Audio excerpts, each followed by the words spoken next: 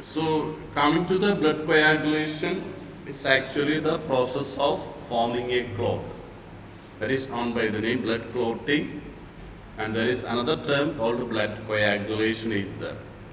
Now in any blood coagulation, the main aim of the blood coagulation is to prevent clotting, to prevent loss of blood, not clotting. So it is an attempt by the body to prevent the loss of our valuable blood from our body. So that is the purpose of blood clotting, otherwise known by the name blood coagulation. Now in any blood coagulation, the main event is that objective of coagulation is to convert plasma protein fibrinogen into fibrin. Fibrin is the main substance, main particle which are present in a blood flow. It is a network-like structure. That network will be blocking many RBC, WBC in that net, and that will be forming a sheet-like blocking. That is the actual blood protein.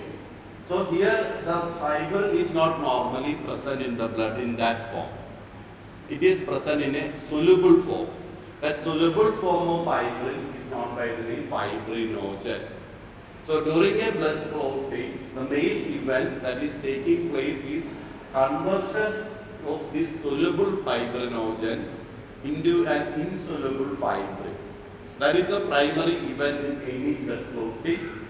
Now, it is a sticky protein that adheres means attached to the wall of a vessel.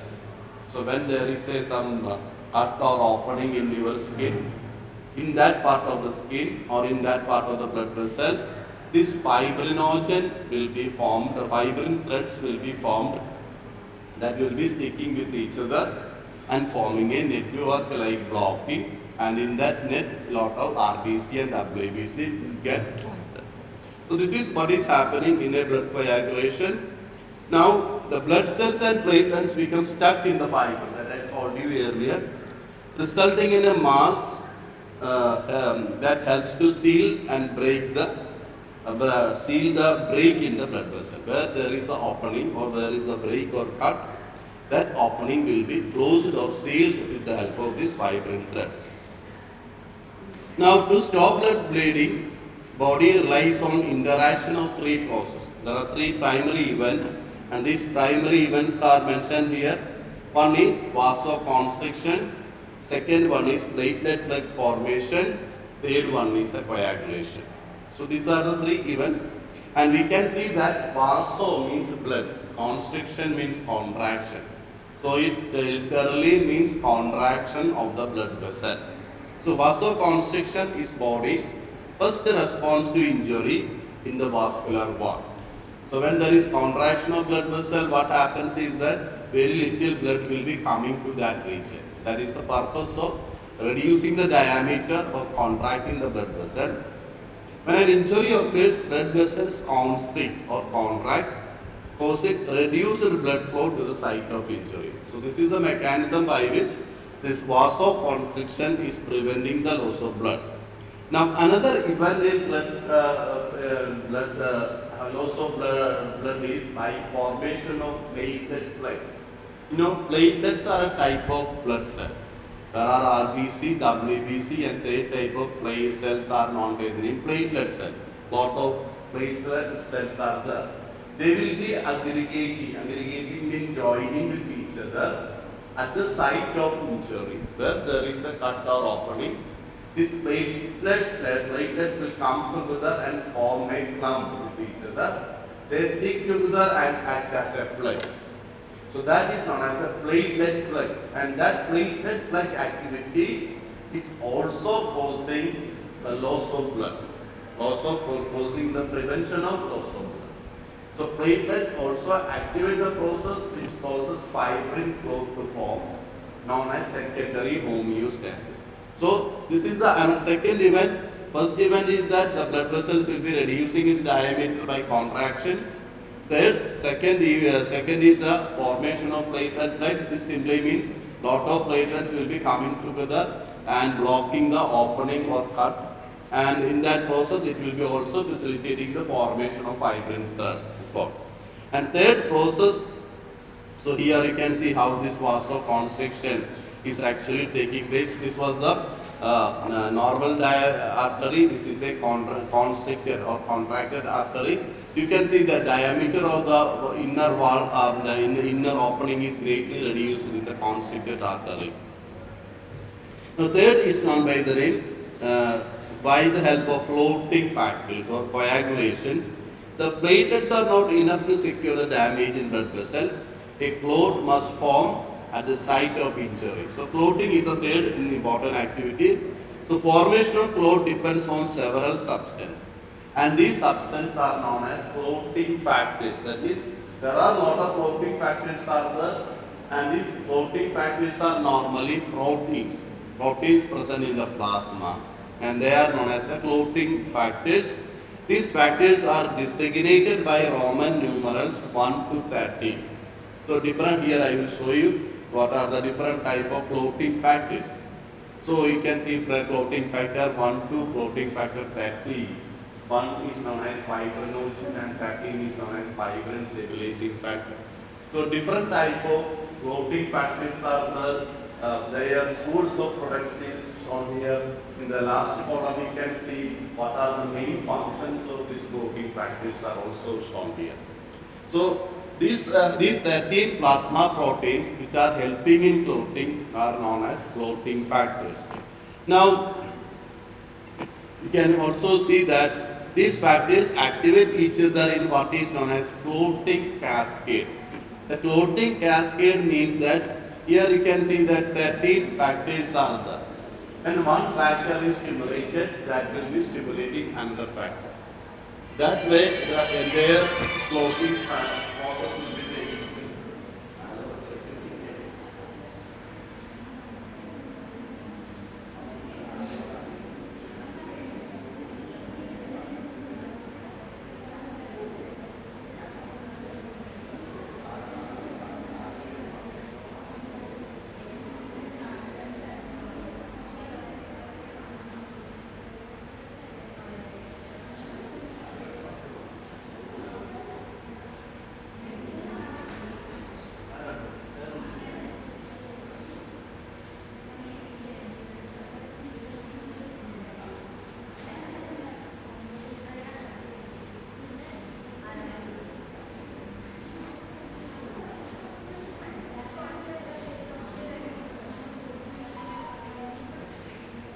So here you can see the different clotting factors. Now what we have to understand is that is this clotting factor will be active in a step-by-step manner. That is, when one clotting factor is activated, that will be stimulating another clotting factor. That system is known by the name clotting cascade. Cascade actually means waterfall. So that is the meaning of that word clotting cascade. And the result of this cascade is that fibrinogen, a soluble plasma protein, is cleaved or split into fibrin, a non-soluble plasma protein, and fibrins will be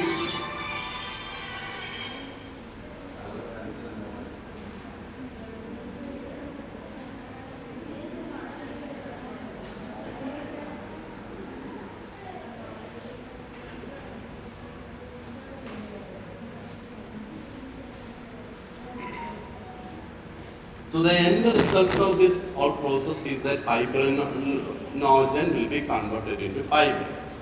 Now what is important that we have to understand is that this process of clotting cascade is actually taken by two routes, and that routes are mentioned here. One is extrinsic pathway and second route is known by the name intrinsic pathway. So that also you have to keep in your mind. What is this extrinsic pathway and what is intrinsic pathway, and there is also a common pathway. Now I will show you this picture. Here you can see that one is intrinsic pathway. So in case of intrinsic pathway, these are the main substances. For example, it is normally happening when there is some kind of injury or for example, here you can see that intrinsic pathway is activated by trauma.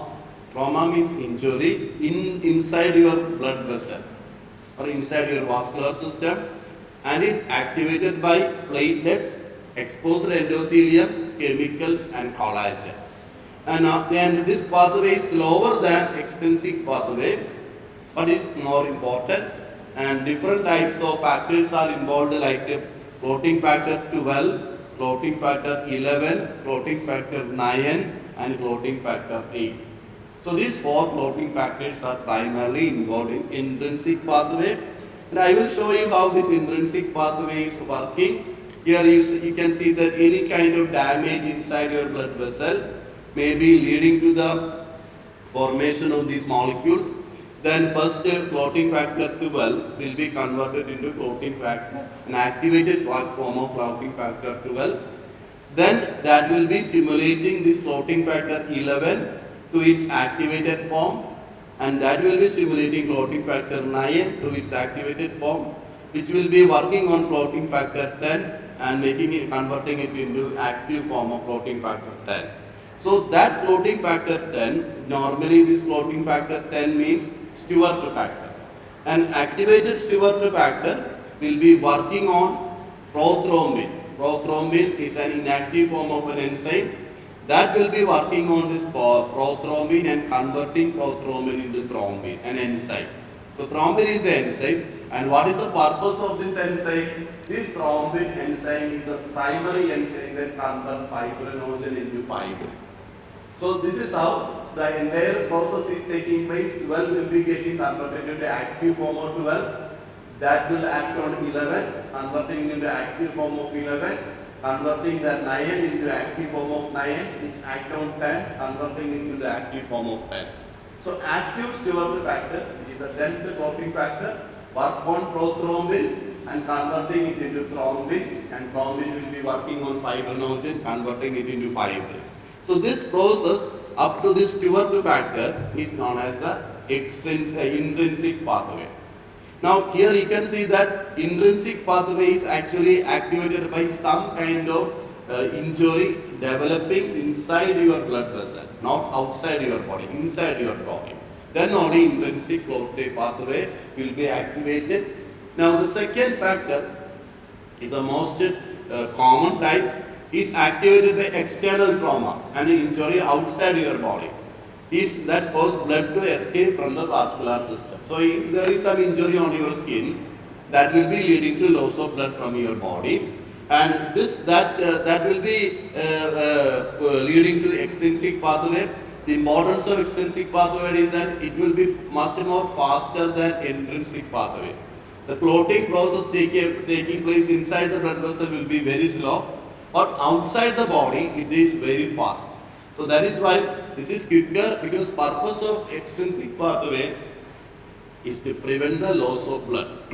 And this involves mainly the clotting factor 7. You can see that clotting factor 7 is known as a pro-convertin. Pro-convertin is known as a clotting factor 7. Now here also we can see that this is how the clotting factor 7 external trauma will be converting clotting factor 7 into an activated form of clotting factor 7. Then the pro-convertin will be converted to active form of pro-convertin. That will be working on Stewart factor, and Stewart factor will be converted to active form of Stewart factor. So here you can see that only few steps are involved. Here there are several steps are involved. So there is a difference between intrinsic and extrinsic. Intrinsic is a slow clotting process. Extrinsic is a faster, quicker slow clotting process.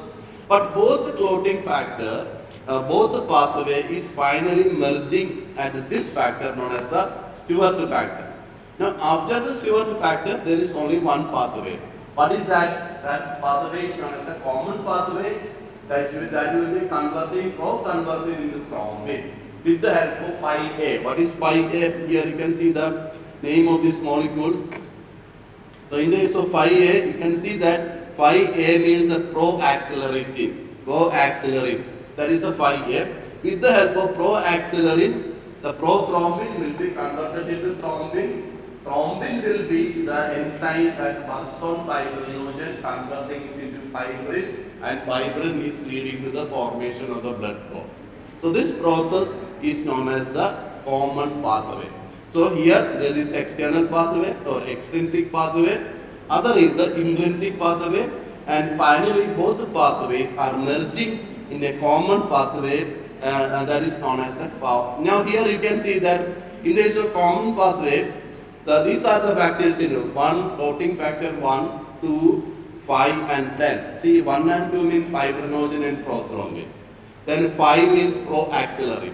10 means the Stewart factor. So 4 factors are mainly involved in this clotting factor. This clotting factor involved in the common pathway, and this is how the common pathway is working. Now we have to see what is the what is this clotting cascade. Earlier I told you that one clotting factor is leading to the stimulation or activation of another clotting factor, and that is what we are seeing here. Here you can see that it is taking place in a step by step manner. For example, 12 is stimulating 11, 11 is stimulating 9, 9 is stimulating 10. So that process is known by the name clotting cascade, or blood clotting occurs in a multi-step process known as coagulation cascade, also known by the name clotting cascade, and the process involves many different proteins. Now the cascade is a chain reaction in which one step leads to the next. In general, each step produces a new protein which acts as an enzyme or a catalyst. Here you can see that. So this process, this chain reaction is known as a clotting cascade. So it is the clotting cascade that is leading to the formation of fibrin ultimately. So coagulation cascade is often classified into extrinsic pathway, intrinsic pathway and common pathway. So these are the this chain reaction that is leading to the formation of fibrin is known as the clotting cascade. So this is an idea regarding how the clotting is actually taking place in your blood. What you have to remember is that what is the definition of blood coagulation, then what are the 3 events in coagulation: vasoconstriction, platelet plaque formation and clotting. In the case of clotting, the main factors, there are 3 pathways are there: extrinsic pathway, intrinsic pathway, common pathway. Then there is an idea known as a clotting cascade. So these are the main events which are happening in the case of a blood clotting.